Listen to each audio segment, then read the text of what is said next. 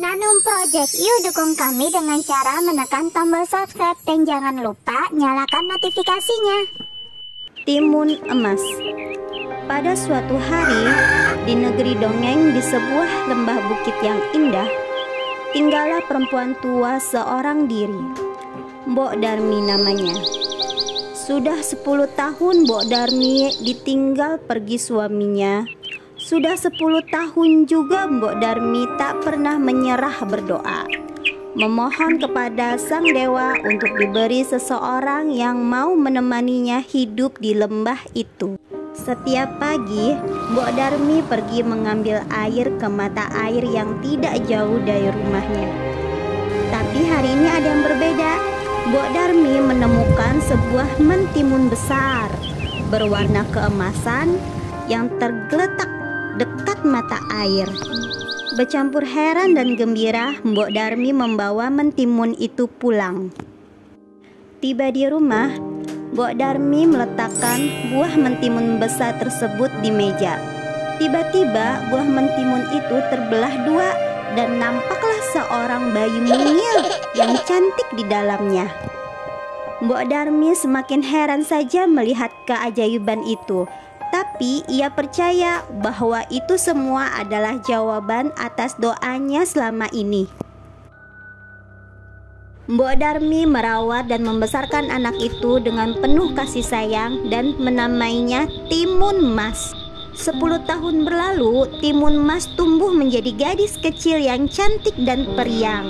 Suatu hari, Timun Mas bermain petak umpet dengan tupai kesayangannya. Tak disadari, mereka sampai masuk ke dalam hutan. Di sana, di kegelapan hutan itu, sepasang mata yang besar sedang mengawasinya. Mbok Darmi khawatir Timun Emas belum pulang juga. Lalu ia pun pergi mencari dan mendapati Timun Emas sedang menggigil ketakutan. Di hadapannya berdiri raksasa hijau mengerikan. Mbok Darmi memeluk Timun Emas dan menjauhkannya dari raksasa itu. Segera mereka berlari secepatnya. Tiba di rumah, Mbok Darmi menyuruh Timun Emas pergi dan membekali 3 mantra untuk menghindari dari kejaran raksasa itu. Timun Emas berlari dan terus berlari. Raksasa hijau pun terus mengejarnya. Timun Emas berlari ke atas bukit yang tinggi. Di situ ia menemukan rumput duri. Dia teringat pesan Mbok Darmi untuk mengucapkan mantra dan melemparkan rumput duri ke raksasa yang terus mengejarnya. Ketika rumput-rumput itu jatuh ke tanah, keluarlah dari dalamnya akar pohon berduri dan melilit raksasa itu. Tetapi raksasa itu pun dengan mudah membebaskan dirinya dari lilitan akar pohon duri dan kembali mengejar Timun Emas. Timun Emas terus berlari dan sampailah ia di atas bukit yang lebih tinggi. Di situ ia menemukan mata air yang terpancar dari batu besar. Ingat dengan mantra kedua dari Mbok Darmi, Timun Emas menyiduk air dengan tangannya dan menyiramkannya ke arah raksasa. Maka terpancarlah air yang besar hendak menenggelamkan raksasa itu. Raksasa itu pantang menyerah. Ia terbebas dari kepungan air besar dan kembali mengejar Timun Emas.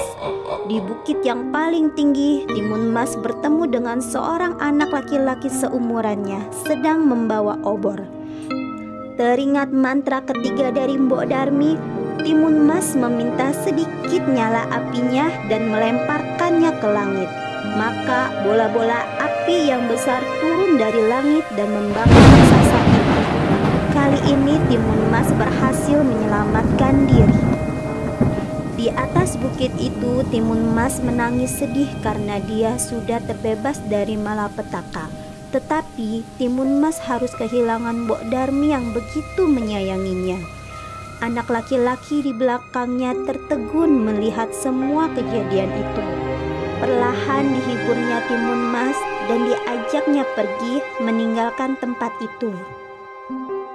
Anak laki-laki itu menggandeng tangan Timun Emas dan mengajaknya pulang ke rumah. tiba di rumahnya, anak laki-laki itu menceritakan semua peristiwa yang dialami Timun Emas kepada kedua orang tuanya.